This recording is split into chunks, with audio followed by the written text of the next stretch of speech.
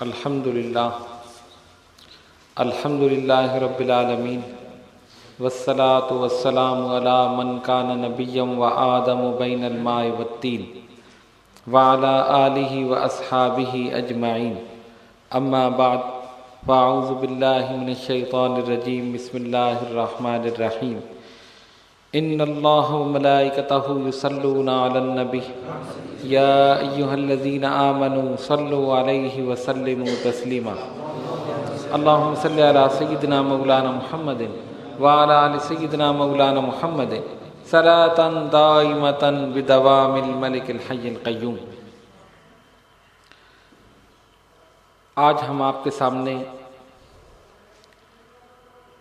دلائل الخیرات اور صاحب دلائل الخیرات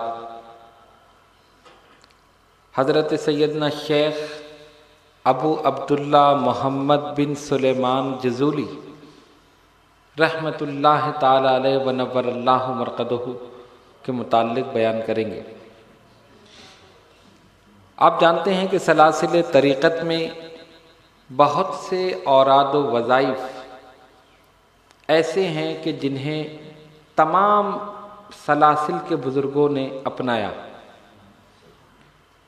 اپنے معمولات میں رکھا۔ نہ صرف یہ کہ خود اس کے ذریعے درجات و مراتب حاصل کیے، بلکہ اس کو اپنے مریدین، معتقدین، متوسلین میں عام کر دیا۔ اور ایسی چند وظائف میں جس طرح کہ ہمارے سلسلے میں دعائے حفظ البحر حضرت شیخ ابو الحسن شاذلی رحمۃ اللہ علیہ کی، یہ بھی تمام سلاسل میں مقبول ہے، اور ہمارے سلسلہ اشرفیہ میں خاص طور پہ چشتیہ میں بہت زیادہ مقبول ہے۔ اسی طرح ایک کتاب ہے دلائل الخیرات، اور اس کا پورا نام ہے دلائل الخیرات و شوارق الانوار فی ذکر صلاۃ علی نبی المختار۔ درود شریف کی یہ کتاب ہے، اور یہ کتاب ہر سلسلے میں مقبول ہے۔ تمام سلاسل کے بزرگوں نے اس کو اپنایا، اس کو پڑھا، اپنے معمولات میں شامل رکھا، اور اس کے ذریعے درجات و مراتب حاصل کی۔ اور ان تمام کی مقبولیت کی سب سے بڑی دلیل یہی ہے کہ یہ بارگاہ رسالت صلی اللہ علیہ وسلم میں مقبول، تو جو وہاں مقبول ہے وہ ہر جگہ مقبول۔ اسی لیے ہم نے یہ سوچا کہ آج آپ حضرات کے سامنے حضرت شیخ ابو عبداللہ محمد بن سلیمان جزولی رحمۃ اللہ تعالی علیہ ونور اللہ مرقدہ کے متعلق بیان کریں، کیونکہ ان کی تاریخ وصال 16 ربیع الاول ہے۔ تو یہ ربیع الاول شریف کا مہینہ ہے، اور ایک دن کے بعد ہی ان کی تاریخ ہے۔ اسی مناسبت سے آج ہم ان کے متعلق بیان کریں گے۔ وما توفیقی الا باللہ العلی العظیم۔ ہم کیونکہ اہل طریقت ہیں، اہل محبت ہیں، اور بزرگان دین اولیاء کاملین کے دامن سے وابستہ ہیں، تو ان تمام چیزوں کو جاننا چاہیے، سمجھنا چاہیے، تاکہ اگر کوئی ہم سے پوچھے تو ہم بتا سکیں کہ دلائل الخیرات کیا چیز ہے۔ تو آج ہم آپ کے سامنے سب سے پہلے تو صاحب دلائل الخیرات کی سوانح حیات بیان کریں گے، اور اس کے بعد اس دلائل الخیرات کی جو یہ کتاب ہے درودوں کی، اس کی تصنیف کا سبب، کہ اس کی وجہ کیا ہوئی۔ ہر چیز کا کوئی نہ کوئی سبب بنتا ہے نا، تو اس کی تصنیف کا سبب کیا وجہ ہوئی، تو نہایت غور سے آپ حضرات سماعت فرمائیں اور اسے یاد رکھنے کی کوشش کریں، تاکہ آپ اس چیز کو آگے بھی پہنچا سکیں۔ سب سے پہلے صاحب دلائل الخیرات، ان کا نام ہے سیدنا شیخ ابو عبداللہ محمد بن سلیمان جزولی رحمۃ اللہ تعالی علیہ ونور اللہ مرقدہ۔ ولادت باسعادت ہے 807 ہجری مطابق 1405 عیسوی۔ آپ نے علمی ماحول میں آنکھ کھولی، اور مراکش ایک شہر ہے، وہاں پر آپ تشریف لائے اور اس کے قریب ایک جگہ ہے جس کا نام ہے فاس۔ فاس بھی ایک شہر کا نام ہے۔ وہاں آپ نے علوم دین کی تحصیل کا سلسلہ شروع کیا، دینی علوم کو پڑھنا شروع کیا۔ اور اس وقت شہر فاس جو تھا وہ تمام عرب ممالک میں علوم و فنون کا ایک بہت بڑا مرکز سمجھا جاتا ہے، اس لیے تشنگان علم اس طرف رخ کرتے تھے کہ علم و فن کا مرکز ہے، جید علماء ہیں، محدثین ہیں، مفسرین ہیں، متکلمین ہیں، تو وہاں ہم جائیں، وہاں سے علمی استفادہ کریں۔ تو حضرت شیخ سلیمان جزولی رحمۃ اللہ علیہ وہاں تشریف لے گئے اور آپ نے نہایت ذوق اور شوق کے ساتھ علم دین کا آغاز کر لیا۔ بڑی محنت اور شوق کے ساتھ، لگن کے ساتھ پڑھتے رہے۔ وہاں ایک مدرسہ جس کا نام ہے الصفارین، اس مدرسے سے آپ نے تکمیل علوم دینیہ کی، جتنے بھی علوم تھے ان کی تکمیل کی۔ لیکن آپ جانتے ہیں کہ علم ایک ایسی چیز ہے کہ جتنا آدمی حاصل کرتا ہے پیاس اور بڑھتی ہے، اور پیاس بڑھتی ہے۔ اور اگر کوئی یہ کہے کہ میں نے سب کچھ حاصل کر لیا تو سمجھ لو اس نے کچھ حاصل نہیں کیا۔ علم کی کوئی حد نہیں، علم کی کوئی قید نہیں، ہر عمر میں علم حاصل کیا جا سکتا ہے، ہر وقت علم حاصل کیا جا سکتا ہے، ہر لمحے علم حاصل کیا جا سکتا ہے۔ اور انسان جیسے جیسے اس کی عمر بڑھتی ہے ہر دن ایک نیا علم اسے ملتا، ہر دن ایک نیا تجربہ اسے حاصل ہوتا۔ تو اس لیے جو حضرات اس فیلڈ سے واقف ہیں، یعنی ہماری اس طریقت کی لائن میں ہیں، کبھی بھی یہ نہ سوچے کہ ہم کامل ہو گئے۔ یہی سب سے بڑی غلطی ہے، شیطان یہ ذہن کے اندر پیدا کرتا ہے، ہم تو سیراب ہو گئے، ہم تو کامل ہو گئے، ہم نے تو سب کچھ سیکھ لیا۔ وہیں سے سمجھ لو کہ اس کی تنزلی شروع ہو گئی، وہ نیچے گرنا شروع ہو گیا۔ اور جب تک وہ یہ سمجھتا رہے گا مجھے سیکھنا ہے، مجھے ابھی حاصل کرنا ہے، وہ ترقی کرتا جائے گا۔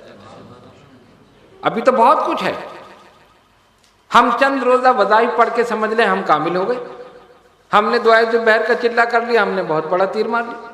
ارے ان بزرگان دین اولیاء کاملین کو دیکھو جنہوں نے پوری زندگیاں اس میں گزار دیں اور اس کے بعد بھی کہا کہ ہم نے کچھ حاصل نہیں کیا، اور ہمیں وقت ملتا تو ہم اور کچھ حاصل کر لیتے۔ اس لیے آپ کچھ بھی پڑھیں، کتنے بھی چلے کر لیں، کتنی بھی ریاضت کر لیں، کتنے بھی مجاہدے کر لیں، کسی نہ کسی مقام پر ضرور پہنچ جائیں گے۔ لیکن جب پہنچ جائیں تو اس کو حد نہ سمجھیں یہ ابھی ابتدا ہو رہی۔ اور حقیقت حال بھی یہی ہے کہ جو درجات و مراتب ان بزرگان دین اولیاء کاملین کو ملے وہ مل چکے۔ ہم اگر محنت کر کے صرف ان کے قدموں تک پہنچ جائیں یہی ہماری معراج ہے، یہی بڑی بات ہے، صرف ان کے قدموں تک پہنچ جاؤ، وہ مقام ملنا تو بہت دور کی بات ہے۔ تو علم کی پیاس اور بڑھی۔ شہر فاس سے آپ تشریف لے گئے، مدرسہ سفارین میں علوم کی تکمیل کی، اور اس کے بعد ایک اور شہر تشریف لے گئے، وہاں پر شیخ ابو العباس حلقانی اور شیخ عبد العزیز، یہ دو بڑے جید اپنے وقت کے عالم دین تھے، فقہ کی، علوم عربیہ کی اور حساب کی یعنی ریاضی کی تعلیم آپ نے وہاں سے حاصل کی۔ پھر بھی علمی پیاس نہ بجھی۔ آج تو ہمارا طالب علم 8 سالہ پڑھ کر وہ سمجھتا ہے میں بہت بڑا عالم ہوں، لیکن اس دور کے علماء یہ سب کرنے کے بعد پھر مزید علم حاصل کرنے کے لیے آگے بڑھتے تھے۔ اگر پتہ چل گیا کہ فلاں شہر میں ایک عالم ہے تو جاؤ اس سے بھی میں کچھ حاصل کر لوں، اس کے پاس علم ہے میں اس سے بھی حاصل کر لوں۔ اور گھوڑوں پر، اونٹوں پر، خچروں پر، پیدل اس طرح سفر کرتے ہوئے، صحبتیں، تکالیف برداشت کرتے ہوئے تب جا کے علم حاصل ہوتا، گھر میں بیٹھ کے نہیں ہوتا، محنت کوشش کرنی پڑتی۔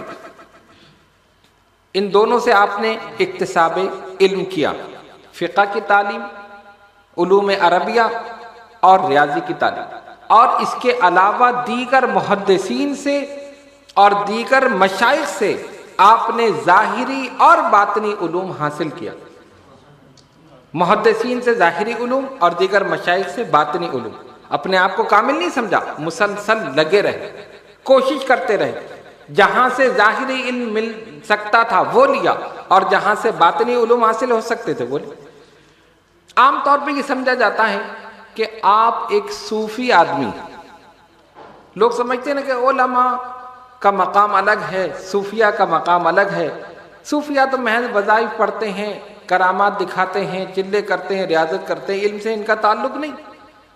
حالانکہ ایسی بات نہیں ہے. جتنے بزرگان دین ہیں سب نے ظاہری علوم حاصل کیا، اس میں کمال حاصل کیا، پھر وہ طریقت کی طرف گئے. غوث اعظم جیلانی ہو، مجدد الفسانی ہو، سلطان الہند غریب نواز ہو، یا نظام الدین اولیاء محبوب الہی ہو، یا مخدوم سمنانی ہو، جتنے بزرگان دین علوم اور فنون کا مرکز اور منبع، لیکن کبھی اپنے آپ کو ظاہر نہیں کیا. تو عام طور پہ لوگ یہ کہتے ہیں کہ وہ ایک صوفی تھے. بلا شبہ وہ ایک صوفی تھے، طریقت میں اہم مقام رکھتے تھے، درجات و مراتب کے لحاظ سے بہت بلند مقام. اور بلند مقام کی سب سے بڑی دلیل یہ ہے کہ آج بھی نام زندہ ہے، قیامت تک زندہ رہے. سب سے بڑی دلیل یہ.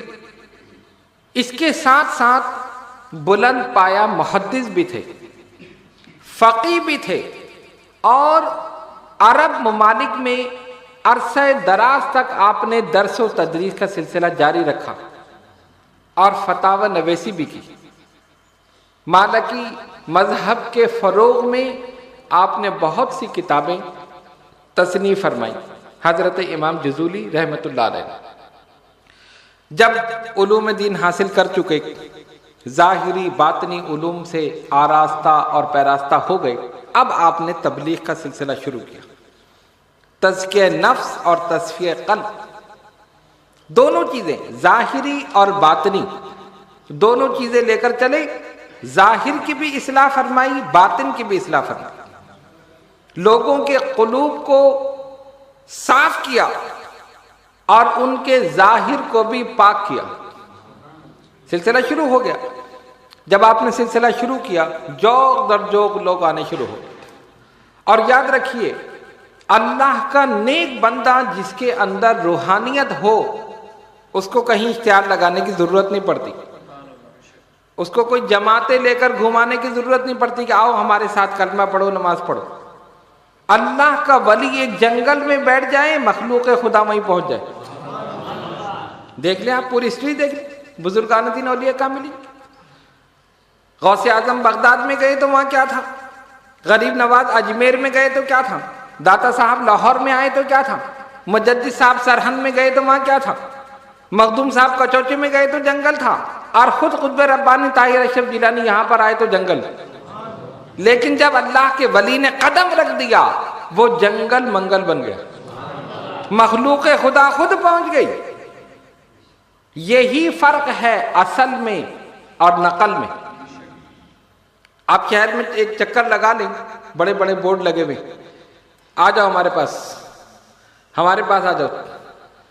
اگر کوئی ناکام ہے تو وہ کامیاب ہو جائے گا، کسی کو شادی کرانی تو یہ مختلف، پوری تفصیل کی ضرورت نہیں، آپ جانتے ہیں. دیواروں پہ چوکنگ ہوئی بھی ہے سب جگہ. اور اللہ کا ولی خاموش رہ کر ایک کونے میں بیٹھ گیا، مخلوق خدا خود پہنچ گئی. اصل اور نقل جو بلاتا ہے آؤ ہمارے پاس. مقناطیس اور لوہا یہی فرق ہے. یہ مقناطیس ہیں اور یہ جتنے بورڈ لگائے بیٹھے ہیں یہ سب لوہا. لوہے میں کشش نہیں ہوتی نا، مقناطیس کھینچتا ہے. تو روحانیت میں کشش ہے. جس میں روحانیت ہے وہ زمین پر ہو تو اس کے گرد میلہ ہے، اور زمین میں ہو تو مزار کے گرد میلہ. اب یہ روکتے رہ جائیں، کتنے عرصے سے روک رہے ہیں یہ مخالفین. مزاروں پہ نہیں جاؤ، فاتحہ نہ پڑھو، ہاتھ اٹھا کے نہیں کرو، عرس نہ کرو، چادر نہ چڑھاؤ، روک رہے ہیں نا کتنے عرصے سے. کوئی رکا؟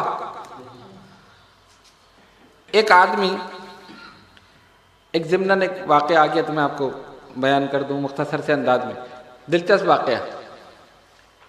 حضرت سلطان الہند غریب نواز عطائے رسول معین بے کساں والی ہندوستان خواجہ معین الدین چشتی اجمیری نور اللہ مرقدہ، عرس ہو رہا ہے حضرت کا۔ ایک نوکر اپنے سیٹ سے کہتا ہے حضور مجھے اجازت دیں میں چلا جاؤں ذرا حضرت کے عرس میں شرکت کر۔ اس نے کہا نہیں جا سکتے۔ پھر اس نے پوچھا، پھر منع کر دیا، پھر پوچھا، پھر منع کر دیا۔ وہ تھا وہابی، ظاہر ہے وہ کہاں مانے بزرگ، کیا تم یہ بزرگوں کے پاس لینے جا رہے ہو، کیا دے سکتے ہیں، یہ تو مر گئے مٹی ہو گئے معاذ اللہ۔ اور نہیں مجھے جانا ہے، مجھے اجازت دے دے، بس میں جاؤں گا حاضری دے کے آ جاؤں۔ عرس ہو رہا ہے اجمیر میں، ہندوستان کا واقعہ۔ بہت اس نے روکا، بہت کوشش کی، جب وہ مسلسل کہتا رہا، آج بھی انکساری کر رہا ہے، خوشامد کر رہا ہے۔ اس نے کہا اچھا، ایک پرچہ اٹھایا، اس پہ لکھا، کہا جاؤ وہاں جاؤ اپنے خواجہ صاحب کو دے دینا، یہ پرچہ خواجہ صاحب کو دے دینا، اگر تم کہتے ہو نا زندہ ہیں ان کو دے دینا میری طرف سے، اور جو جواب دے مجھے آ کے دینا۔ وہ بڑا حیران، اچھا ٹھیک ہے لائیے دے دی۔ وہ لے کے چلے وہاں پر۔ جب یہ اجمیر پہنچا تو دیکھا درخت کے نیچے ایک بزرگ بیٹھے، سفید داڑھی ہے، نورانی چہرہ ہے، جبہ پہنے ہوئے۔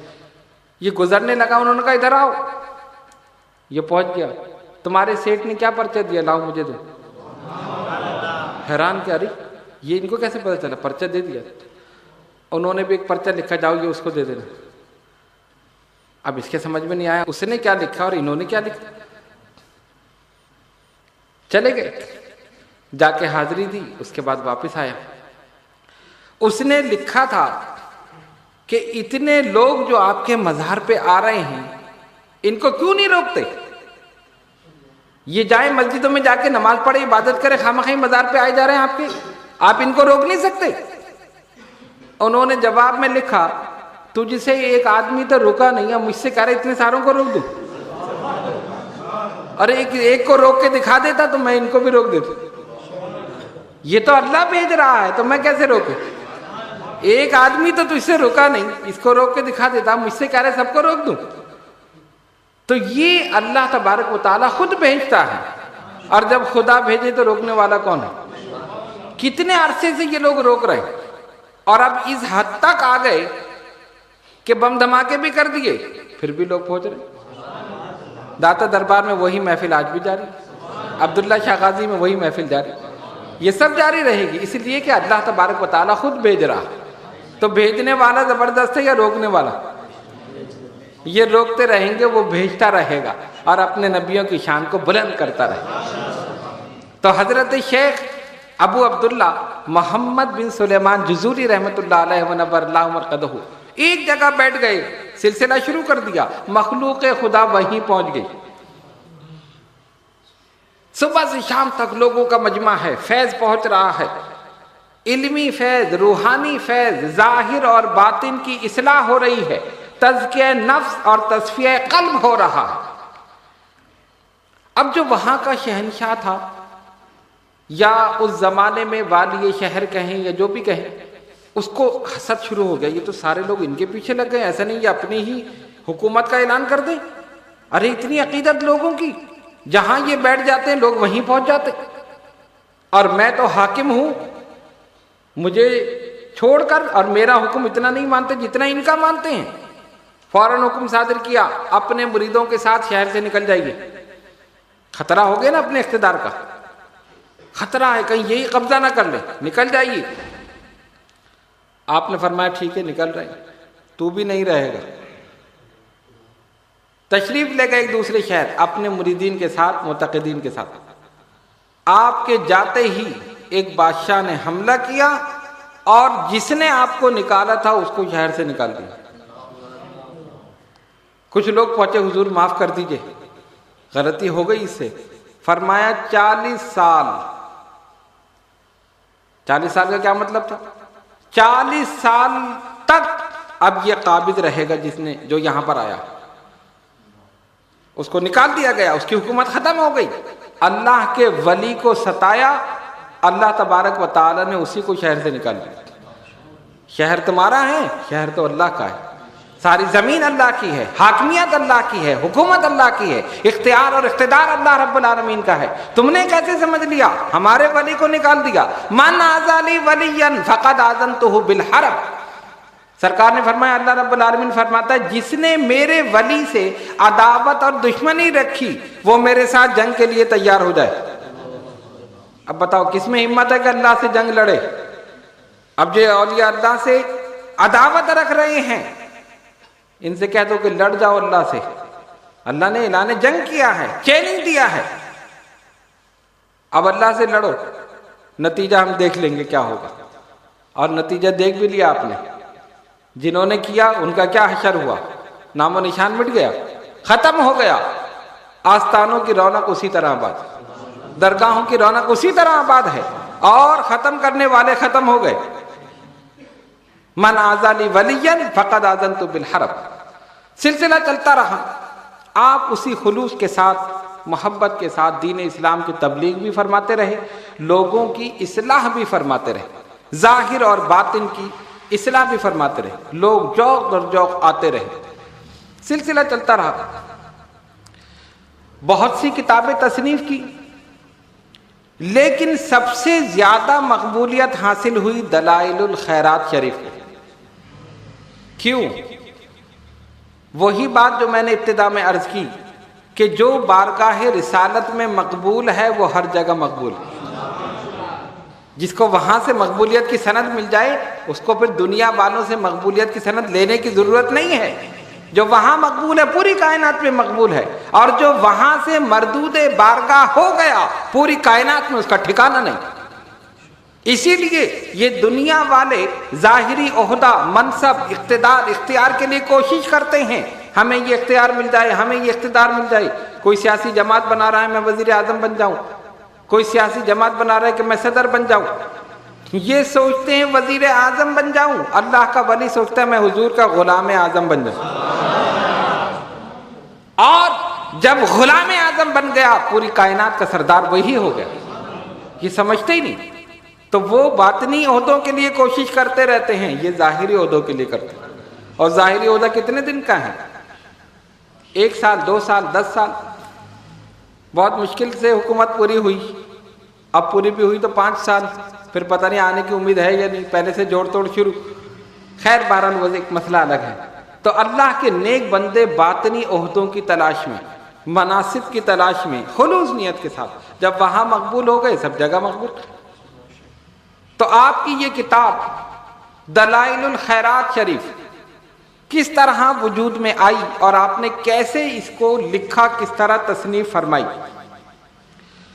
ایک جگہ سے گزر رہے تھے، نماز کا وقت ہو گیا، وضو کی ضرورت تھی، ایک کنواں نظر آیا تو کنویں کے پاس پہنچے کہ میں پانی نکال کر وضو کر لوں۔ جب جھانک کر دیکھا تو پانی کافی نیچے تھا، گہرائی میں۔ حضرت امام جزولی رحمۃ اللہ نے دیکھا کوئی ڈول بھی نہیں، پانی بھی اتنا نیچے، کیسے نکالوں؟ نماز کا وقت بھی نکل رہا، کوئی ڈول ملے تو پانی نکالوں، وضو کروں، جلدی سے نماز ادا کروں۔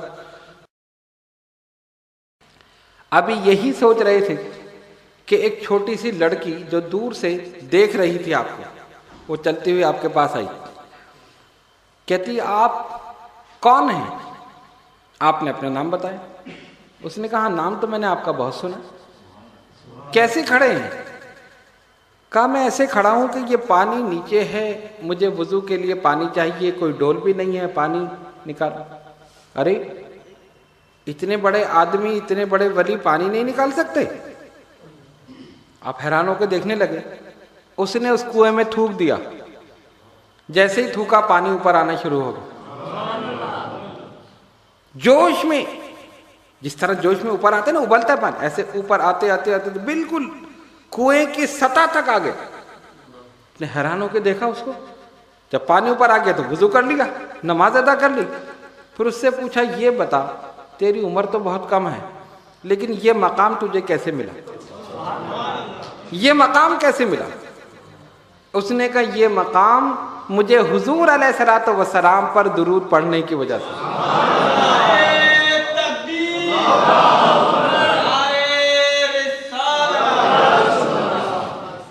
سرکار پر درود پڑھنے کی وجہ سے ملا۔ ایک درود ہے جو میں پڑھتی ہوں، اس وجہ سے مجھے یہ مقام ملا۔ اسی دن سے امام جزولی رحمۃ اللہ علیہ نے سوچ لیا اب میں درود پر ایک ایسی کتاب لکھوں گا جو حضور کی شایع نشان، جس میں سارے درود ہوں گے، اور میں بڑی محبت کے ساتھ میں ضرور لکھوں گا، اور یہی سبب بنا، اور پھر آپ ایک جگہ معتکف ہو گئے اور دلائل الخیرات وجود میں آ گئے۔ یہ ہے اس کا سبب، دلائل الخیرات لکھنے کا سبب یہ ہے۔ اور بعض حضرات نے یہ بھی لکھا کہ اس دلائل الخیرات میں وہ درود بھی شامل ہے جو وہ بچی پڑھتی تھی، لیکن کون سا درود ہے یہ نہیں بتائیں، یہی تو راز ہے۔ اگر بتا دیا تو پھر راز کیا؟ راز ہے نا، اللہ تعالیٰ کے راز۔ ایک نشست ہم راز پہ بھی کر چکے ہیں، پہلے کر چکے ہیں نا، پتہ نہیں وہ راز آپ نے راز رکھا بھی یا نہیں رکھا۔ سارے راز ہے، زندگی اور موت راز ہے، رزق راز ہے، شب قدر راز ہے۔ شب قدر پتہ ہے کسی کو؟ نہیں، راز ہے۔ پوری دن میں ایک ساتھ مقبولیت کی ہے، راز ہے۔ جمعے کے دن ایک مقبولیت کی ساتھ ہے، لیکن راز ہے، تلاش کرو۔ گویا اللہ فرماتا جب ہم نے اتنی مہربانی کی تو تم بھی تو محنت کرو، بیٹھے بیٹھے تمہیں بتا دیں، ساتھ میں مانگ لو، محنت کرو، کوشش کرو۔ تو کچھ حضرات نے، صوفیاء نے یہ بھی لکھا کہ وہ درود جس کو پڑھ کر اس لڑکی کو یہ مقام ملا وہ دلائل الخیرات میں شامل ہے۔ لیکن کون سا درود؟ آپ پوری پڑھو، کوئی سا بھی ہوگا، مل جائے گا۔ تو یہ کتاب جو ہے بڑی محبت کے ساتھ لکھی گئی، عقیدت کے ساتھ لکھی گئی، سرکار کی محبت میں ڈوب کر لکھی گئی، اور ایک اللہ کے ولی نے، عاشق رسول نے اسے لکھا، اور یقیناً بارگاہ رسالت صلی اللہ علیہ وسلم میں مقبول ہو گئی، اسی لیے پوری کائنات میں مقبول ہے۔ ہر سلسلے کے بزرگ نے اس کو اپنایا، اس کو پڑھا، اس کے ذریعے درجات و مراتب حاصل کیے اور اس کو عام کر دیا۔ جتنے بھی بزرگان دین ہیں سب پڑھتے ہیں، آگے اپنے مریدین متقدین کو بتاتے ہیں، اور اس کے ذریعے درجات و مراتب حاصل کرتے ہیں، تزکیہ نفس اور تصفیہ قلب کرتے ہیں، ظاہر اور باطن کی اصلاح ہوتی ہے اس کے ذریعے۔ اور اس کی وجہ سے آپ نے اور بھی کتابیں لکھی، امام جزولی رحمۃ اللہ علیہ نے، مقبولیت ملی تو اسی وجہ سے، دلائل الخیرات کی وجہ سے۔ اور بہت سے لوگ تو اور کتابوں کو جانتے ہی نہیں، کتنی کتابیں لکھی، کوئی یہ جانتا نہیں کہ محدث تھے، فقیہ تھے، مفتی تھے، علم اور فضل میں بلند مقام رکھتے تھے۔ ہاں اگر یہ کہہ دو دلائل الخیرات، فوراً ذہن میں نام آ جائے گا امام جزولی رحمت اللہ تعالی، سب جگہ پڑھی جاتی۔ اور اس کا ثمرہ، اس کا نتیجہ کیا ہوا؟ خود بھی باقاعدہ پڑھتے رہے، آپ نے اس کو عام کیا، اور اتنی عام ہوئی کہ تمام سلاسل کے بزرگوں نے اس کو اپنایا۔ آپ نے پوری زندگی عشق مصطفیٰ صلی اللہ علیہ وسلم میں گزاری۔ 16 ربیع الاول 870 ہجری میں آپ کا وصال ہوا، 870 ہجری میں آپ کی تدفین ہو گئی۔ اور وصال بھی کس طرح ہوا؟ نماز فجر ادا فرما رہے ہیں، سجدے کی حالت میں ہیں، سبحان ربی الاعلیٰ، سبحان ربی الاعلیٰ، یہی پڑھا ہوگا نا، روح پرواز کر کے۔ کتنی پیاری موت ہوئی، اللہ رب العالمین کی بارگاہ میں سجدے میں ہیں اور روح پرواز کر، وصال ہو گیا۔ وصال کے بعد تدفین ہو گئی، مزار مبارک بنا۔ وصال مبارک کے 70 سال کے بعد، 1-2 سال نہیں، یا 17-18 سال نہیں، 70 سال، 70 ایئرس آپ کے مزار مبارک کو کھولا گیا۔ ایک بادشاہ تھا، اس کا نام تھا سلطان ابو العباس احمد اعرج، اس نے آپ کے مزار مبارک کو کھولا اور جسد مبارک کو نکالا۔ 70 سال کے بعد نکالا تو بالکل اسی طرح تھا جیسے آج دفن کیا۔ 70 سال کے بعد اللہ کا ولی اپنی قبر میں آرام فرما، تو جب ولی آرام فرما ہے تو نبی کی شان کیا ہو؟ غلام کا یہ حال ہے تو امام کا کیا حال ہے؟ تو اس نے جسد مبارک کو نکالا ادب احترام کے ساتھ، اور وہاں سے اس کو مراکش منتقل کیا۔ سوس ایک شہر ہے سوس، وہاں تدفین ہوئی تھی، تو سوس سے نکال کر مراکش منتقل کیا اور وہاں ریاض العروس نامی ایک مقبرہ تھا اس میں دفن کر دی، وہاں پر تدفین ہو گئی۔ پھر مزار مبارک شاندار بنایا گیا، پھر ایک بادشاہ نے وہاں مسجد شاندار بنی، جیسے جیسے وہ گزرتا رہا ایک بہت بڑی خانقاہ وہاں بن گئی۔ اور لکھنے والے لکھتے ہیں اور جو وہاں گئے ہیں وہ یہ بتاتے ہیں کہ آج تک آپ کے مزار مبارک سے مشک کی خوشبو آتی، آج تک مزار مبارک سے خوشبو آ رہی۔ یہ کس کی خوشبو ہے؟ یہ سرکار دو عالم علیہ الصلوۃ والسلام کی عشق کی خوشبو ہے، محبت رسول کی خوشبو ہے، عشق رسول کی خوشبو ہے، اطاعت رسول کی خوشبو، مزار مبارک سے خوشبو آ رہی ہے۔ یہ اس بات کی دلیل ہے کہ اللہ کا ولی زندہ ہے اور قیامت تک زندہ رہے۔ تو یہ درودوں کی کتاب ہے، آپ تمام حضرات کو اس کی اجازت ہے، تمام حضرات اسے پڑھ سکتے ہیں۔ اور ابھی ہم نے اپنے طور پر اس کو نہیں چھپوایا جس طرح کے دعائے حفظ البحر، لیکن اس کے نسخے بہت سے جو ہیں وہ بالکل درست ہیں، تو جو بھی لینا چاہیں وہ نسخہ خرید لے، بازار میں ملتے ہیں دلائل الخیرات، تو اس کی اجازت اور اس کے پڑھنے کا طریقہ جو ہے وہ پھر آپ کو بتا دیں گے۔ عام طور پہ اس کا طریقہ یہ ہے کہ پیر سے شروع کی جاتی ہے، اس کے جز ہیں اجزاء، مطلب ایک جز ایک دن میں، پوری تو پوری کتاب تو پڑھنا مشکل ہے، تو پیر سے شروع کریں پیر پہ ختم کریں۔ اس کے جو اجزاء ہیں ایک ایک دن ایک ایک جز پڑھا جائے، اور اس کے علاوہ جو چیزیں ہیں وہ انشاءاللہ پھر ہم جب اس کی باقاعدہ اجازت دیں گے تو پھر اس میں بتا دیں گے۔ لیکن بہرحال یہ ایک ایسی عظیم الشان کتاب ہے اور بزرگان دین کے عمل میں ہے، اس کے ذریعے انہوں نے درجات و مراتب حاصل کیے کہ اگر آپ اس کو پڑھیں گے تو بہت سے فیوز و برکات حاصل کریں گے۔ اسی لیے آج ہم نے اس کو اپنا عنوان سخن بنایا۔ تو پتہ یہ چلا کہ جو چیز بارگاہ رسالت صلی اللہ علیہ وسلم میں مقبول ہو جائے وہی پوری کائنات میں مقبول۔ تو کیونکہ یہ دلائل الخیرات سرکار کی بارگاہ میں مقبول ہی مقبول ہے، اسی لیے سارے سلسلوں میں مقبول، سارے بزرگوں میں مقبول، نہ صرف خود پڑھا بلکہ اس کو عام بھی کر دیا اور اس کے ذریعے درجات و مراتب بھی حاصل کر دیا۔ اس لیے آج اس کا ذکر کیا، کیونکہ آپ اہل طریقت اہل محبت ہیں، تو ہمیں چاہیے کہ جو جو ایسی خاص چیزیں ہیں ان کو ہم یاد رکھیں، ان کا علم کم سے کم ہم تک پہنچنا چاہیے، ہمیں معلومات ہونی چاہیے۔ تو اب دعائے حفظ البحر تو بہت سے لوگ پڑھ رہے ہیں پابندی کے ساتھ، اور جن کی پابندی نہیں ہے انہیں چاہیے کہ پابندی بھی کریں۔ اس کے علاوہ دلائل الخیرات کی بھی اجازت ہے، جو پڑھنا چاہے وہ پڑھ سکتا ہے، آپ وہ خرید کر لے آئیں، اس کے بعد آپ کو اس کی اجازت دے دی جائے گی۔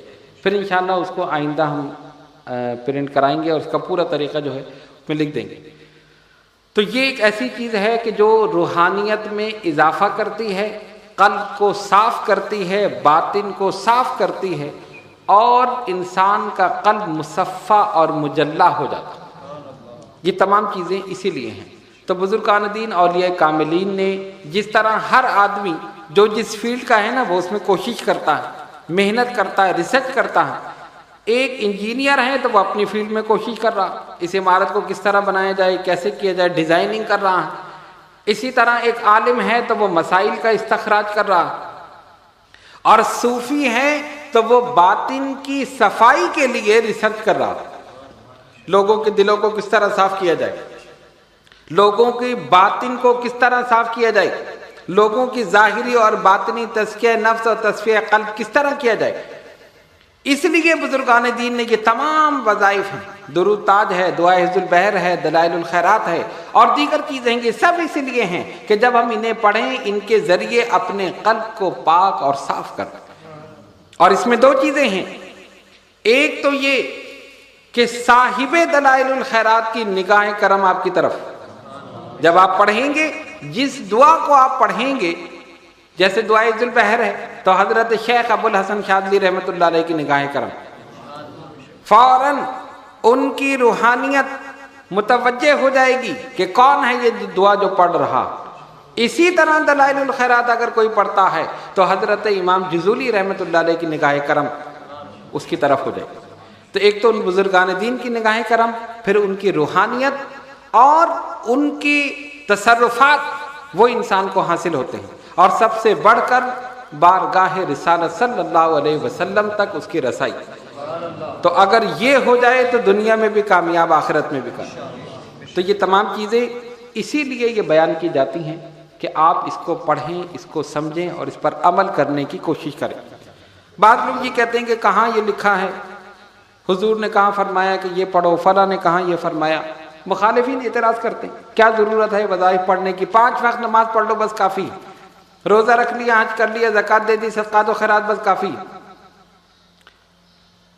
ہم یہ کہتے ہیں ایک ہے آفیشل ٹائم اور ایک ہے اوور ٹائم۔ اوور ٹائم کا الگ سے ملتا ہے یا نہیں؟ ایک آدمی کی ڈیوٹی ہے ایک کارخانے میں 8 بجے سے 5 بجے تک، تو جو ایک مزدور کو ملے گا، اگر 1000 ہیں تو ان سب کو وہی ملے گا۔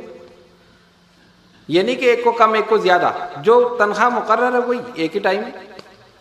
ہاں عہدے کے حساب سے تنخواہ الگ ہو سکتی، لیکن جو مزدور جن کی سب کی تنخواہ ایک ہے، اگر کوئی اوور ٹائم لگائے تو اس کو علیحدہ سے ملے گا یا نہیں ملے گا؟ ملے گا نا۔ کیوں؟ مالک کہے گا نہیں اس نے الگ سے کام کیا ہے، آفیشیل ٹائم تو صرف 5 بجے تک تھا، اس نے رات کو 8 بجے تک کام کیا، اس کو الگ سے دینا چاہیے۔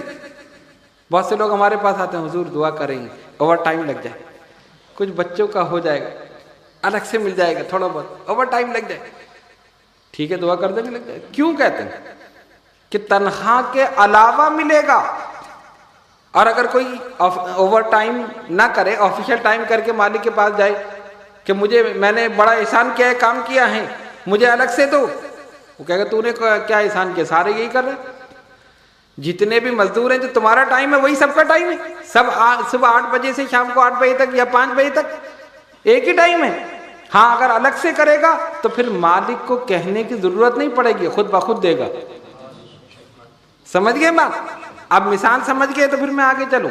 نماز آفیشل ٹائم ہے، روزہ آفیشل ہے، زکوٰۃ آفیشل ہے۔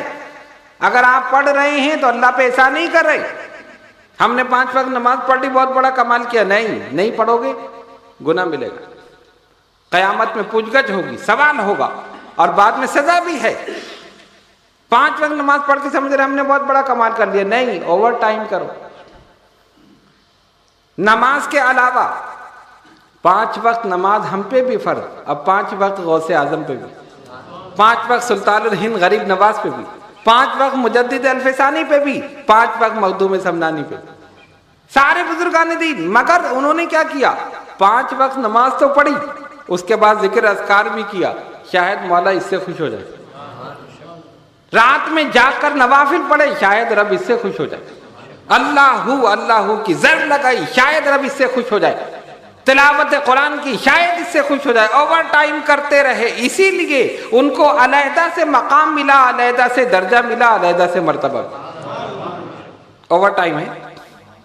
تو ہم یہ کہتے ہیں کہ نماز آفیشل ٹائم ہے، اگر آپ دلائل الخیرات پڑھ رہے ہیں تو اوور ٹائم ہے، دعائے عز البحر ہے تو اوور ٹائم ہے، درود تاج ہے تو اوور ٹائم ہے۔ اوور ٹائم کرو تاکہ علیحدہ سے تمہیں ملے، علیحدہ سے برکت بھی ملے گی، علیحدہ سے رحمت بھی ملے گی، علیحدہ سے درجہ بھی ملے گا۔ اس لیے بزرگان دین اولیاء کاملین کرتے ہیں۔ اور یہ سارے جو ہیں یہ نماز پڑھ کے سمجھتے ہیں ہم نے بہت بڑا کام کر لیا، اللہ رسول نے بس کہہ دیا نماز پڑھو، بس اقیم الصلاۃ وآتوا الزکوٰۃ، بس ختم۔ ان کیا کچھ نہیں نا، ان کیا ہی نہیں، نہ دلائل الخیرات ہے، نہ عز البحر ہے، نہ درود تاج ہے، کچھ بھی نہیں ہے۔ مر گئے مردود، نہ فاتحہ نہ درود، کچھ نہیں ہے، ہی نہیں کچھ۔ تو اس لیے یہی کہ یہی، اور ہمارے بزرگان دین یہ بارگاہ رسالت سے لے رہے، سلسلہ ابھی تک جاری ہے اور انشاءاللہ قیامت تک جاری رہے۔ تو پڑھ رہے ہیں، برکتیں لے رہے ہیں، رحمتیں لے رہے ہیں، اور فیض آگے پہنچا رہے ہیں۔ اور یاد رکھیے اسی درخت میں پھل لگتا ہے جس کا تعلق جڑ کے ساتھ، اسی درخت میں پھل لگے گا نا جس کا تعلق جڑ کے ساتھ ہو، اور جڑ کاٹ دو درخت رہے گا، سوکھ جائے گا، خالی ڈھانچہ کھڑا ہو، لکڑی صرف، شاخیں پتے غائب، اسی میں پھل لگے گا جس کا تعلق جڑ کے ساتھ ہے، تو وہی مسلمان درجات مراتب حاصل کرے گا جس کا تعلق بارگاہ مصطفیٰ صلی اللہ علیہ وسلم کے ساتھ۔ اصل وہی ہے، جڑ کے ساتھ تعلق رکھو، پھل پھولتے رہو۔ الحمدللہ اہل سنت کا تعلق بارگاہ رسالت سے ہے، اسی لیے سارے بزرگان دین اہل سنت ہیں، کسی فرقے میں ہے ہی نہیں، ان کا تعلق ہی نہیں ہے۔ تعلق نہیں تو آگے سلسلہ ختم، اور یہاں تعلق ہے تو ولایت کا سلسلہ جاری ہے، قیامت تک جاری رہے۔ کہنے کا مقصد یہ تھا کہ حضرت شیخ ابو عبداللہ محمد بن سلیمان جزولی رحمۃ اللہ علیہ نے عشق اور محبت میں ڈوب کر حضور پر نور سید العالمین محمد الرسول اللہ صلی اللہ علیہ وسلم کی محبت میں اس کتاب کو تصنیف کیا، اور اس کے ذریعے تمام سلاسل کے بزرگان دین نے خود بھی اور اپنے مریدین، معتقدین، متوسلین، ان سب میں اس کو عام کیا، اور اس کے ذریعے درجات و مراتب حاصل کی۔ تو ہمیں چاہیے کہ ان تمام چیزوں کو ہم دیکھیں، پڑھیں، سمجھیں اور اس پر عمل کرنے کی کوشش کریں، تاکہ ہر انسان کا ایک ظاہر ہے، ایک باطن۔ تو اگر باطن صاف ہو جائے، دل صاف ہو جائے، تو پھر آپ سمجھیں کہ دنیا میں بھی کامیاب، آخرت میں بھی کامیاب۔ اور اگر ظاہری طور پر صاف ستھرا لباس پہن کر، بہت اچھے قیمتی کپڑے پہن کر آ جائیں، اور دل میں نفاق ہو، یا دل میں عداوت ہو، یا دل میں کدورت ہو، یا دل میں سیاہی ہو، تو پھر کوئی فائدہ نہیں۔ اس لیے ظاہر سے زیادہ باطن پہ توجہ دو، اپنے قلب کو نور محمدی صلی اللہ علیہ وسلم سے پاک اور صاف کر لو۔ لِكُلِّ شَيْءٍ سِقَالَةٌ وَسِقَالَةُ الْقَلْبِ ذِكْرُ اللَّهِ، ہر شے کی صفائی کا ایک آلہ ہے، اور قلب کی صفائی کا آلہ ذکر الہی۔ ذکر الہی سے اپنے قلب کو روشن اور منور کر لو، تو ظاہر بھی پاک ہو جائے گا، باطن بھی پاک ہو جائے گا۔ یہ تمام چیزیں بیان کرنے کا مقصد یہی ہے کہ ہم ان پر عمل کرنے کی کوشش کریں۔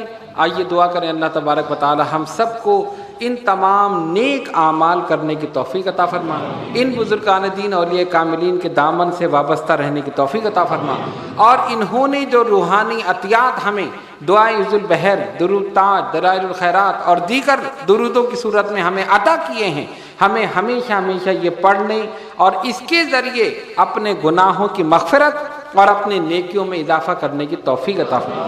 یا اللہ ہم سب کے صغیرہ و کبیرہ گناہوں کو معاف فرما، یا اللہ ہماری نمازوں کو قبول فرما، یا اللہ ہمارے سجدوں کو قبول فرما، یا اللہ جو بیمار ہیں انہیں شفاء کامل عطا فرما، جو کسی پریشانی میں مبتلا ہیں ان کی پریشانیوں کو دور فرما، جو قرض دار ہیں انہیں بار قرضے سے دوشی فرما، جو بے اولاد ہیں انہیں نیک اولاد عطا فرما، جو صاحب اولاد ہیں ان کی اولاد کو ان کا فرما بردار بنا۔ اے الہ العالمین، یہ تمام حضرات اور خواتین جو دور دراز مقامات سے اس نشست میں شرکت کرنے کے لیے حاضر ہوئے، مولا ان سب کی حاضری کو قبول فرما، ان سب پر اپنی رحمتیں برکتیں نازل فرما، ان سب کے علم میں، عمل میں، عمر میں برکت عطا فرما، ان سب کے روزگار میں ترقی عطا فرما، ان سب کی ظاہری، باطنی، روحانی، جسمانی بیماریوں کو، پریشانیوں کو ہمیشہ ہمیشہ کے لیے دور فرما۔ ان اللہ و ملائکتہ یصلون علی النبی یا ایھا الذین آمنوا صلوا علیہ وسلموا تسلیما۔ اللہم صل علی سیدنا مولانا محمد وعلی آل سیدنا مولانا محمد صلاۃ دائمۃ بدوام الملک الحی القیوم۔ سبحان ربک رب العزۃ عما یصفون وسلام علی المرسلین والحمد للہ رب العالمین۔